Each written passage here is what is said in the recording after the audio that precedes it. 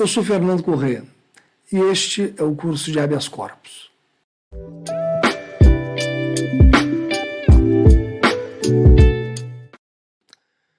Hoje vamos falar sobre um assunto básico, mas ao mesmo tempo muito importante. O que devemos observar quando analisamos a admissibilidade de um habeas corpus no Superior Tribunal de Justiça? Como sabemos, o STJ tem por missão unificar a aplicação do direito federal. Esse objetivo se manifesta no recurso especial, que tem uma série de formalidades próprias do caráter extraordinário dessa jurisdição. Então, fica a pergunta: como encaixar o habeas corpus, ação mandamental destituída de maiores formalidades, cuja cognição permite análise de matéria de fato, ao contrário do recurso especial, em uma jurisdição extraordinária? É isso que nós vamos ver hoje.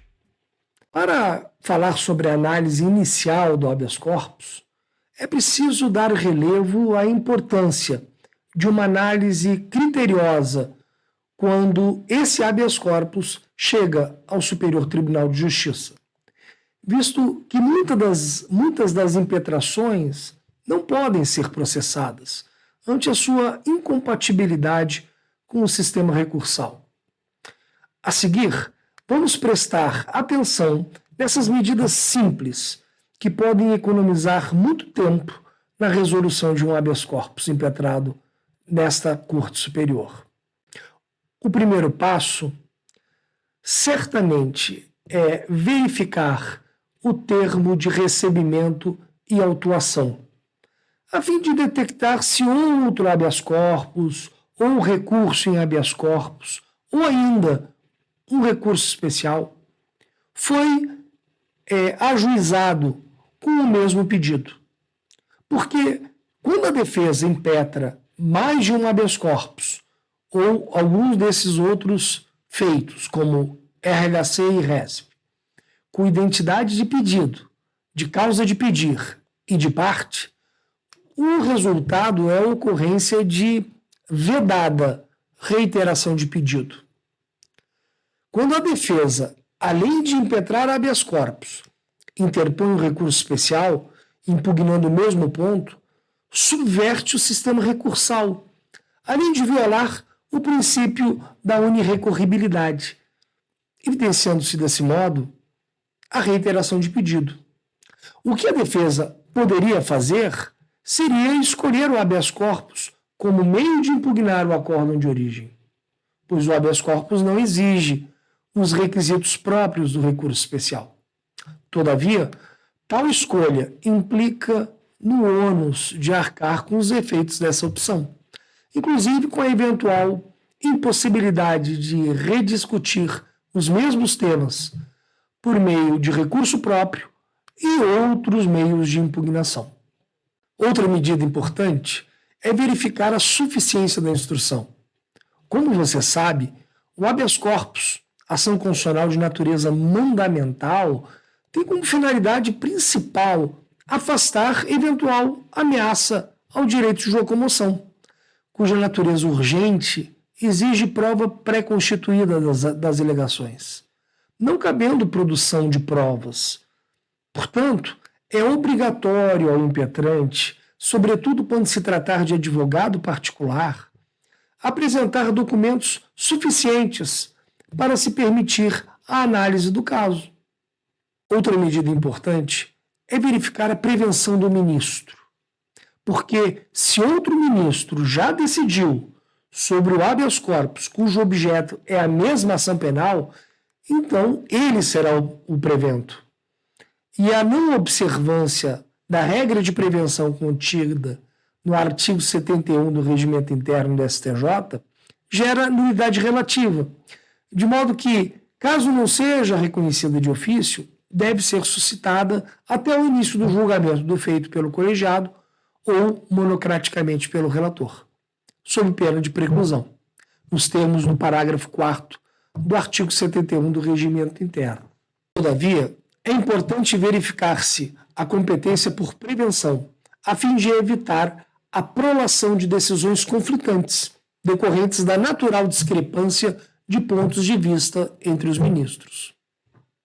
Outra medida importante é observar a existência de causas de prejudicialidade do habeas corpus.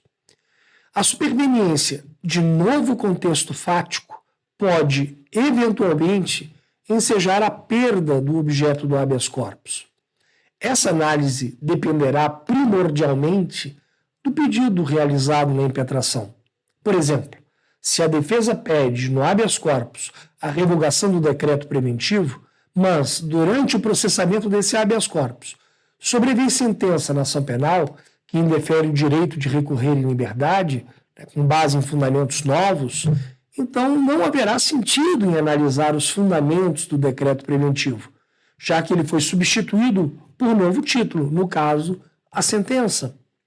Outro exemplo comum é o pedido de trancamento do processo por inépcia da denúncia ou por falta de justa causa para a ação penal, e esse pedido ser prejudicado pela prolação de sentença, quando o juiz ou entendeu que a acusação estava certa, e então passa-se a discutir o mérito da sentença condenatória e não mais o recebimento da denúncia, ou deu razão à defesa, absolvendo o paciente.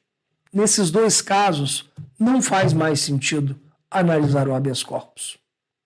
Outra medida importante é verificar se há ou não possibilidade de superar-se a súmula 691 do Supremo Tribunal Federal. Essa superação somente se dará, em regra, com a manifesta ilegalidade da decisão originalmente impugnada, e não da simples ausência de fundamentação da decisão que indeferiu a liminar. A coerência das decisões produzidas no sistema de justiça criminal depende do respeito à jurisdição exercida em cada uma de suas instâncias. Nesse sentido, a Constituição de 1988 dispõe que não compete ao STJ conhecer de habeas corpus impetrado contra a decisão denegatória de liminar por desembargador, antes de prévio pronunciamento do órgão colegiado de segundo grau.